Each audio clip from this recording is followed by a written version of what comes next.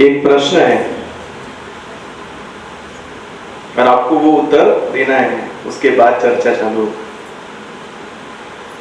प्रश्न यह है कि आप कौन हो? बताओ आप कौन? आप कौन हो? आप कौन है? आप कौन है? रियल में मैं आत्मा हूँ, रिलेटिव में मैं किरण कानाबाद। आप कौन है? अभी तो असली नहीं लगता। आप कौन है? हाँ?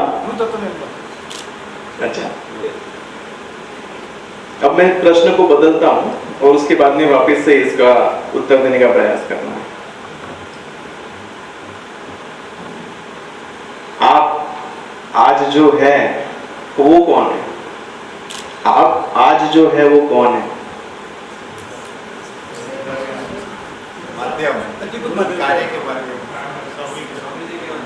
प्रश्न को समझो बहुत अच्छे से। आप आज जो है वो कौन है? पहले क्या थे? वो प्रश्न इसमें से निकल आता है। आप आज जो है इसका अर्थ है कि पहले कुछ होना चाहते थे, इसके लिए आप आज वो हैं। पहले कुछ आपने निर्णय लिए थे, उन निर्णयों की वजह से आप आज जो है वो हैं। कौन है वो इंपॉर्टेंट नहीं है, आप वो हैं। आपके सारे के सारे निर्णयों का जो रस होता है, आप वो हैं। आपने जो निर्णय नहीं लिए वो भी आप हैं, आपने जो निर्णय ले लिए वो भी आप ही हैं। निर्णयों से आपका जन्म हुआ है, निर्णयों से। बताइए, मानव है। हाँ, तो आपके निर्णय आपको जन्म देते हैं। हर दिन आपके निर्णय आपको जन्म देते हैं। और निर्णयों के अंदर में कभी कभी हम भयभीत होते तो निर्णय नहीं लेते, कभी कभी हम लालायित होते तो निर्णय ले लेते, लालच से ले लेते। तो हमारे निर्णयों को कंट्रोल करने वाले आज तक क्या रहा है? शरीर ही रहा है। शरीर को भय लगता है तो निर्णय नहीं लेते, शरीर को लालच आता है तो निर्णय ले लेते। तो शरीर के वजह से हम शरीर थे, लेकिन जिस दिन गुरु की दृष्टि हम पे पड़ी, उस दिन के बाद में बदलाव शुरू हुआ। बहुत सारे लोग हैं जिनको अनुभूति नहीं भी हुई, बहुत सारे लोग हैं जिनको अनुभूति हो भी गई, बहुत सारे लोग हैं जिनको अनुभूति नहीं हुई तो भी आज यहाँ बैठे हैं, बहुत सारे लोग हैं जिनको अनुभूति हो गई वो भी आज खो गए। वो सब निर्णय हैं और वो निर्णयों ने आपको बनाया है। आपके निर्णय, आज आप क्या करना चाहते हो, आप कौन सी दिशा तय करते हो, वो आपको बनाता है। आज से 100-150 साल पहले हिमालयों के साधु संतों ने भी एक वृद्ध गुरु से उनका निर्णय पूछा था, क्योंकि समय आ गया था, वो 800 वर्षों की शुरुआत। तो उसके लिए पहल करने के लिए दधीची ऋषि के पास में जैसे गए थे सारे के सारे देवता, वैसे स्वामी जी के पास में सारे के सारे गुरु आए और उन्होंने उनका निर्णय जानना था कि क्या आप हिमालय को त्यागोगे। और उन्होंने देह त्याग किया, पुनर्जन्म लिया। वो जन्म लिया जिस जन्म के अंदर में आप और मैं जी रहे हैं, जिसके पास में बच्चे भी हैं, माता पिता, भाई बहन, पति पत्नी, खुशियां, दुख, विश्वास और धोखा, हर प्रकार की संभावनाओं से घिरे हुए इस संसार के अंदर में उन्होंने जन्म लिया। पर ये उनका निर्णय था, जिस निर्णय ने आज हमको श्री शिव कृपानंद स्वामी जी मिले।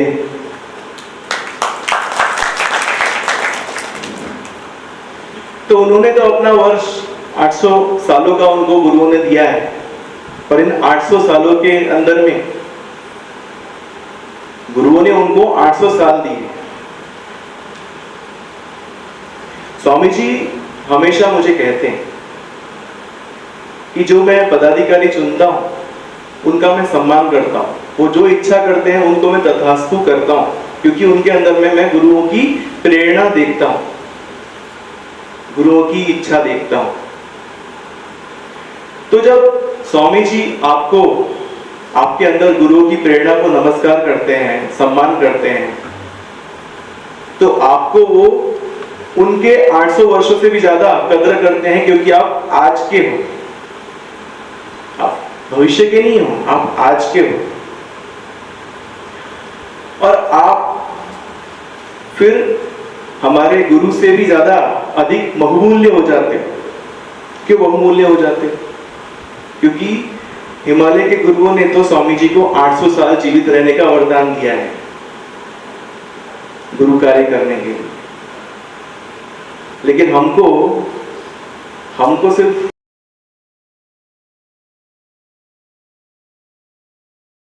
तीन साल का वरदान होता है कि नहीं? हर पदाधिकारी के पास सिर्फ 3 साल ही होते हैं जीने के लिए, गुरु के लिए कुछ करने के लिए सिर्फ 3 साल होते हैं। इन 3 सालों के अंदर में वो क्या निर्णय लेता है, गुरु शक्तियां आकर के आपके आसपास रहती है और आपको पूछती है क्या करना चाहते हो, तथास्तु। इन 3 वर्षों के अंदर में शरीर भाव में रहते हैं तो हम गुरु शक्तियों का एक तरीके से समय बर्बाद कर रहे होते हैं, अपमान होकर रहे होते हैं एक तरीके से।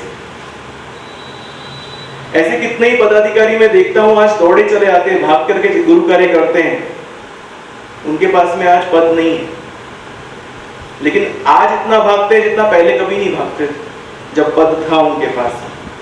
क्योंकि उनके पास में वो ग्लानि रहती है कि गुरु शक्तियों ने मुझ पर विश्वास किया, वो 3 वर्ष मुझे दिए हैं उन्होंने। उन 3 वर्षों के अंदर में गुरु शक्तियों का समय शायद मैंने बर्बाद कर दिया। ये जो 3 वर्ष हैं आपके पास बहुत बहुमूल्य है, उन 800 वर्षों से भी ज्यादा बहुमूल्य ये 3 वर्ष हैं, क्योंकि इन 3 वर्षों के अंदर ही आपके पास में साधना के अलावा गुरु शक्तियों का इंस्ट्रूमेंट बनने का, माध्यम बनने का मौका रहता है। कितने सारे गुरु थे हिमालय के अंदर में, स्वामी जी को मौका मिला तो उन्होंने सब कुछ त्याग दिया, परिवार से, माता पिता से, संसार से, हर प्रकार के रिश्ते टूटे, आर्थिक नुकसान भी उठाए, समाज से गालियां भी खाई, माता पिता से भी गालियां खाई। निर्णय उनके थे, क्योंकि उनको अपना निर्णय याद था कि उनको गुरु शक्तियों ने चुना है इन 800 वर्षों की नई युग की शुरुआत के लिए।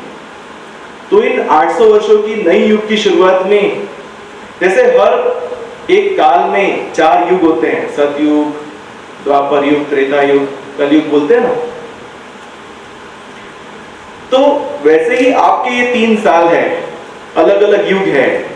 आप उस युग को सतयुग बनाते हो, कलयुग बनाते हो, त्रेता युग बनाते हो या द्वापर युग बनाते हो, वो आपके ऊपर निर्धारित है, आपके निर्णयों पे निर्धारित है। इन 800 वर्षों का काल के अंदर में आपका जो युग है वो कैसा रहेगा, उन निर्णयों के ऊपर सब कुछ अवलंबित है। आज से 3 साल पहले मुझे इस महान संस्था का डायरेक्टर बनाया गया। जब मुझे डायरेक्टर बनाया गया था, उससे पहले की जिंदगी तो शायद अब मेरे को ज्यादा याद भी नहीं रही, क्योंकि इन 3 वर्षों में इतनी सारी घटनाएं हो गई कि वो पहले की जिंदगी भी भूलते गया हूं। लेकिन इतना मुझे याद है कि आप लोग जो गुरु कार्य करने के लिए इतने लालायित होते हो ना, ये करेंगे वो करेंगे वो करेंगे, उतना मैं कभी था ही नहीं। मुझे बस भजन करना, गरबा खेलना, वहाँ पे भोजन प्रसादी में जाकर के भोजन खाना, लोगों के साथ में बातचीत करना, अनुभूति शेयरिंग करना, इससे ज्यादा कुछ अच्छा नहीं लगता था। ये जिस कार्य को मैं अभी आज कर रहा हूं वो तो मैं कभी उसके लिए बना ही नहीं था। ना मेरे अंदर किसी प्रकार की मैनेजमेंट स्किल्स है और ना ही किसी प्रकार का कोई स्किल है, और मैं हमेशा से बोलता हूं क्योंकि मैं ये जानता हूं। लेकिन उन्होंने जब मेरे को चुना तो ना बोलने की तो बात ही नहीं आती। तब एक ही बात आती है कि उन्होंने अगर मुझे चुना है तो स्वामी जी बोलते हैं ना कि फूटे दिए में गुरु शक्ति तेल नहीं डालती है। तो मेरे अंदर में शायद कितनी खामियां होंगी, लेकिन तेल जलेगा, दिया जलेगा, प्रकाश होगा। कैसे होगा वो नहीं जानता। तो प्रकाश लाने के लिए दिया तो जलाना होगा, और दिया जलाने के लिए एक ही औजार है, एक ही बत्ती है, वो है प्रेम की, गुरु से प्रेम की। गुरु को जितना प्रेम करता गया, आज भी मुझे याद है ये जब संस्था बनी थी, कोरोना काल नजदीकी था और गौ सेवा ही चालू करी थी। इससे अधिक मेरे पास में और कुछ गुरु कार्य के नाम पे नहीं था, कोई जमीन भी तो नहीं थी।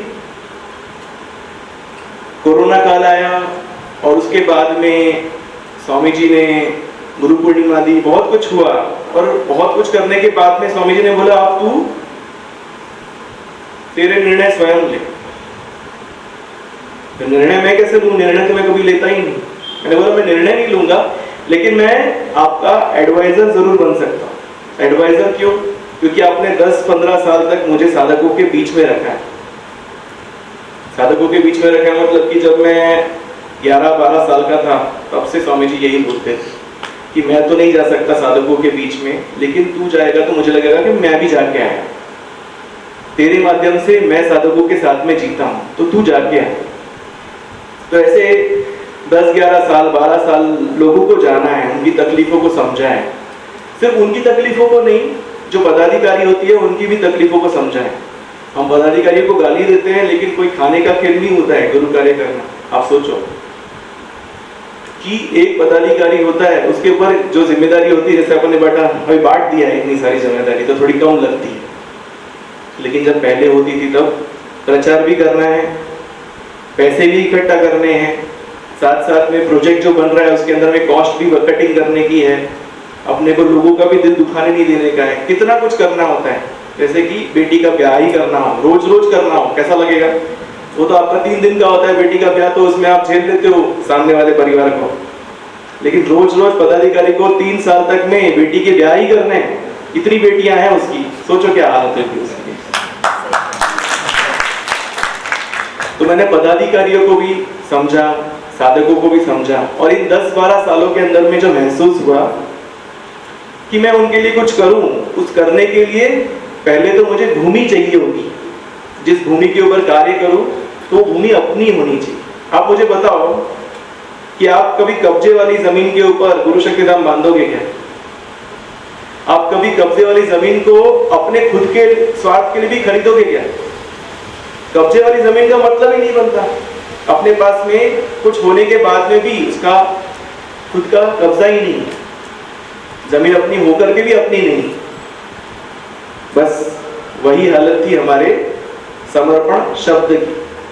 समर्पण नाम का जो वर्ड है, इसका जो जिसके बोलते ट्रेडमार्क बोलते हैं, इसकी एप्लीकेशंस मिस आउट हो गई थी आज से 6-7 साल पहले, और बाद में उसके ऊपर 1200 ट्रेडमार्क्स की एप्लीकेशंस लगी हुई थी। तो 1200 लोगों का कब्जा है समर्पण के ट्रेडमार्क के ऊपर। समर्पण की स्कूलें आपको दिख जाएंगी गांधीनगर में एंटर करते करते, हॉस्पिटल दिख जाएंगे, पता नहीं क्या क्या दिखेगा। तो समर्पण नाम इतना कॉमनली उपयोग में आने लग गया। ऐसे में कब्जे वाली जमीन के ऊपर बैठ करके खेती करना वो गुरु शक्तियों के लिए भी सही नहीं है। आगे जाकर के हम अपना प्रचार भी कर रहे हैं, किसी प्रकार का कुछ लॉसूट होता है तो हमारे पास में खुद का पृष्ठभूमि तैयार नहीं है। ऐसे में स्वामी जी को मैंने बताया कि इसके ऊपर हम प्रचार कर रहे हैं, इतना पैसा खर्च रहे हैं और 20 साल से खर्च रहे हैं, समर्पण नाम के ऊपर, लेकिन ये वर्ड ही ट्रेडमार्क अपना नहीं है, ये जमीन ही अपनी नहीं है। अपन जब प्रचार कर रहे हैं तो किसी और का ही प्रचार हो रहा है ऐसा समझो, कि समर्पण हॉस्पिटल का हो रहा है, समर्पण स्कूल का हो रहा है, लेकिन अपना खुद के इस सामूहिकता का नहीं हो रहा है। ऐसे में स्वामी जी ने बताया फिर क्या करें, मैंने बोला आप बताओ क्या करें। तो उन्होंने उनको फिर ट्रेडमार्क के लिए 4-5 नाम सजेस्ट उन्होंने किए थे। उनमें से जो अवेलेबल था वो एक ही था, वो था गुरु तत्व।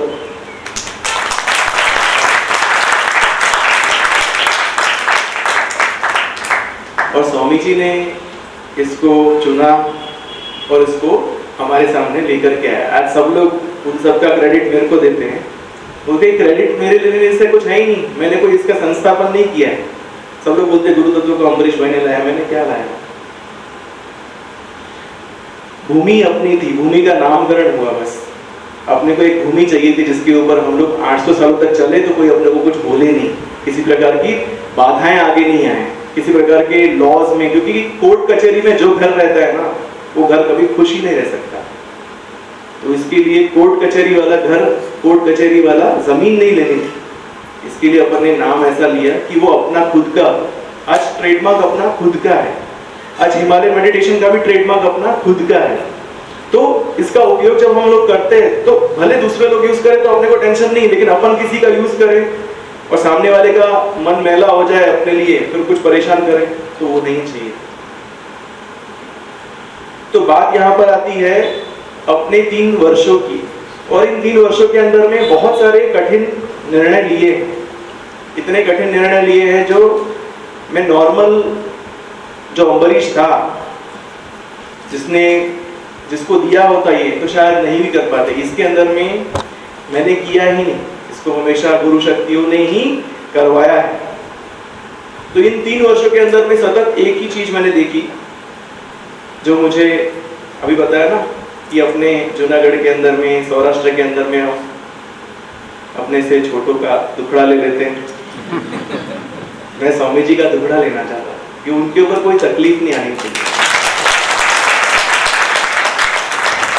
और उनको तकलीफ, उनको दुख कब होगा उनका, जब एक तो साधक जो है वो खुश रहेंगे, प्रसन्न रहेंगे।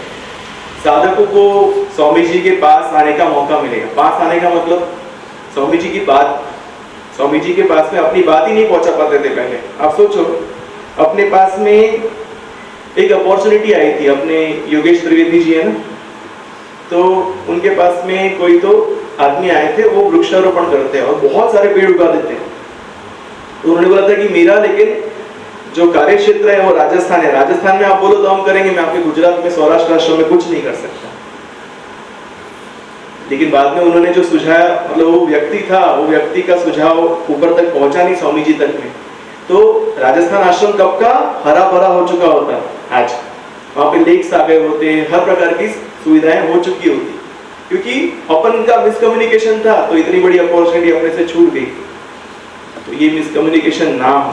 आज इनका कानाबार जी जो है, उन्होंने 1+5 का सिस्टम अपने सामने रखा, वो उनके एक्सपीरियंस से उन्होंने देख करके रखा हुआ।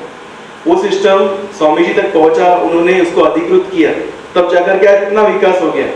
यही आज से 5 साल पहले, 10 साल पहले किया होता तो आज करोड़ों की संख्या में ये हॉल तो अपन सोच भी नहीं सकते थे।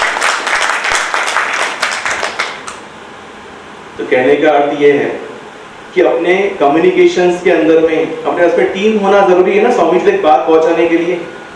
इसके लिए शीना जी जो है वो हमारा कम्युनिकेशंस का संभालती है, आपकी बातों को वहां तक पहुंचाती है।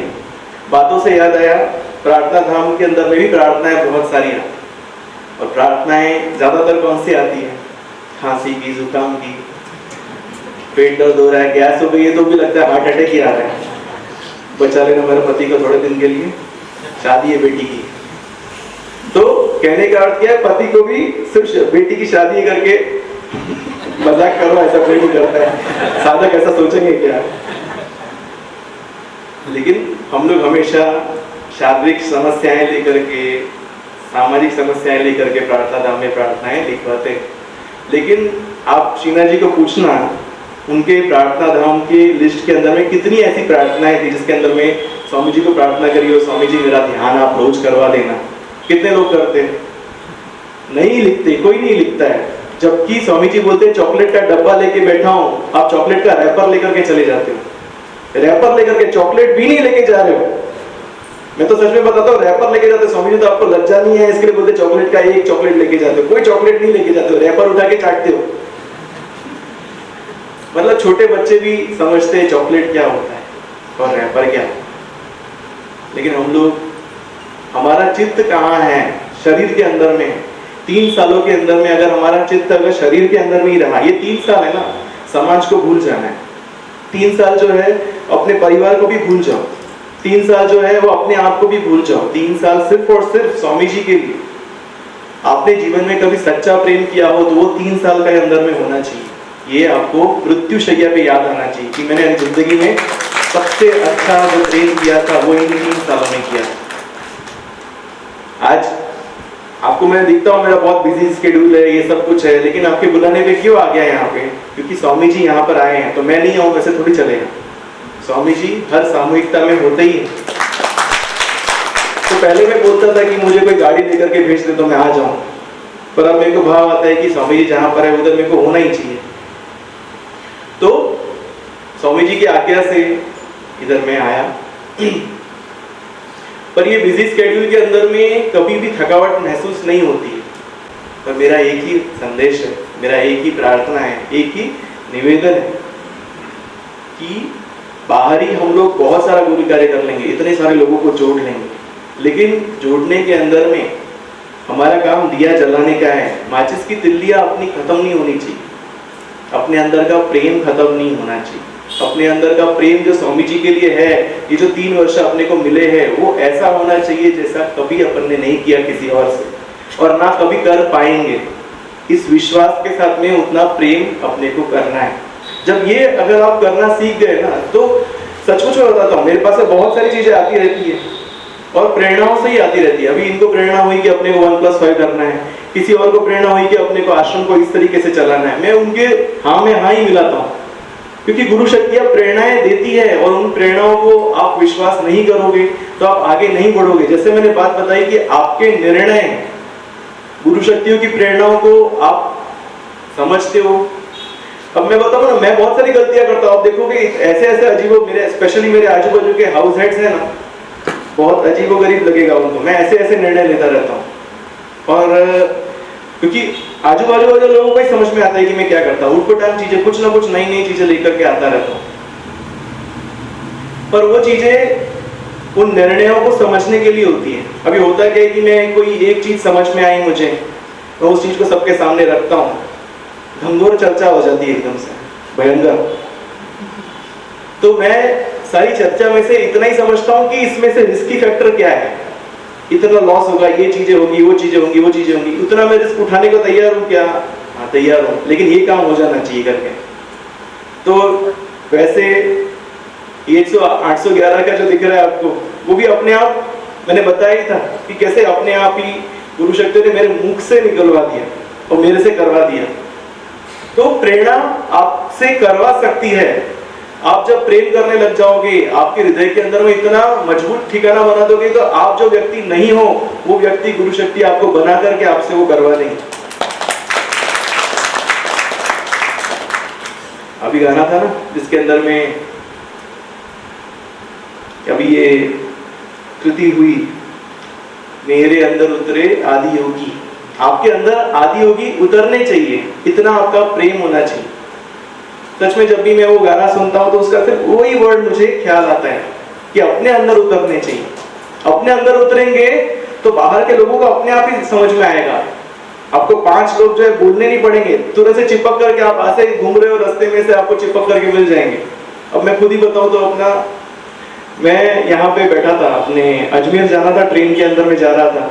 तो ट्रेन के अंदर में एक ही पूरे मेरा जो कैबिन है ना उसके अंदर एक ही आदमी आके बैठा। सोचो कौन सा आदमी आके बैठा होगा? गुरु तत्व वाला बैठा था। गुरु तत्व वाला मतलब अपने साधकों में से नहीं था, गुरु तत्व मतलब कि गुरु मार्गी था। तो ब्रह्म कुमारी के कोई तो वॉलंटियर बैठे हुए थे और वो उनको मैं पूरा सुन रहा था और उनको बहुत मजा आ रहा था समझाने के अंदर। मैंने बताया मेरा सिर्फ अभी तक का एक ही मेरी वहाँ की ऐसी घटना रही है जो बहुत ही शर्मिंदगी भरी रही है। उन्हें कौन सी घटना रही है उनको बताइए करके। मैंने बोला कि मैं छोटा था तब शायद 9th स्टैंडर्ड में होऊंगा ऐसा, तो मेरे को वहाँ पर एग्जीबिशन सब घुमाया और आखिर में वो एक एम्फी थिएटर जैसा एरिया था, वहाँ पे बिठा करके सबको बोला आपको कोई प्रश्न हो तो बोलो।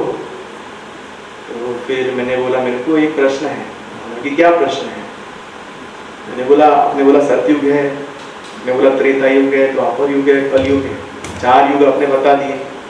आपने बताया इस काल के अंदर कोई भी बुरे नहीं थे और कलयुग के अंदर में सब बुरे हैं। तो मुझे एक ही जानना था कि सतयुग में से त्रेता युग में आने के अंदर में किसी को तो ख्याल आया होगा ना, गलती से कोई इंसान जो है वो अपना गाड़ी की चाबी भूल गया होगा या अपना मोबाइल भूल गया होगा, तो मोबाइल तो नहीं भूला था लेकिन कुछ पैसे का पर्स बटुआ भूल गया होगा, उसको याद आएगा अब ये बटुआ इधर भूल गया ना, गुरु कृपा मेरा ही है, ऐसा समझ करके उसने चोरी कर ली। बाद में उसे याद आया ये तो बहुत अच्छा इजी तरीका है। तो इस तरीके से नेगेटिविटी फैलेगी, मतलब थोड़ा सा तो नेगेटिव होगा ना, क्योंकि energy can never be created nor be destroyed. थोड़ा सा तो रहेगा जो परिवर्तन बड़ा होकर के आता है, कभी छोटा हो जाता है, वो जो भाव होता है अपने अंदर में। तो बोला नहीं ऐसा नहीं होता है करके, और वो थोड़े उसमें आ गए और वो कोई यंग ही थे जो सब थोड़े से, फिर सारे के सारे मेरे क्लास के साथ में सब बच्चे हे करके चिल्लाने लगे इसका जवाब दो, इसका जवाब दो करके, तो थोड़ा हुल्लड़ मच गया था और हमको भगा दिया था बाद में।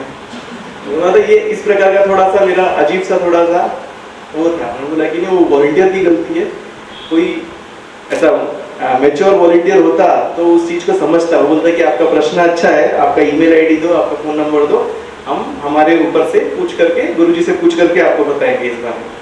तो कहने का अर्थ है कि वो जो वॉलंटियर हमको मिले तो वो कितने ट्रेंड थे और वो कितने अच्छे लेवल के थे, आध्यात्मिक लेवल के थे। तो कहने का अर्थ है कि आपको अच्छे लोग ही मिलेंगे। स्वामी जी बोलते हैं ना, आप एक बार अच्छे हो जाओगे तो आपके अच्छे लोग ही मिलेंगे। आपकी सामूहिकता, आपके आसपास के अभी की सामूहिकता से समझ लो कि आप कैसे हो। अगर आपके आसपास की सामूहिकता जो है बहुत ही कड़वा बोलती रहती है, अजब अजब बोलती रहती है, तो समझ लो कि आप खुद ऐसे हो। आप दूसरों को बोलना बंद करो, खुद को सुधारना चालू करो। उनका कड़वापन का इफेक्ट अपने अंदर आने मत दो। जितना ज्यादा अंधकार बाहर होगा ना, उतना ज्यादा दिया जलाना चालू करना होगा, उतना प्रेम बढ़ाना होगा। इन 3 वर्षों में जितना आप प्रेम करोगे वही आपके मृत्युशैया की ताकत बनेगी। जय स्वामी।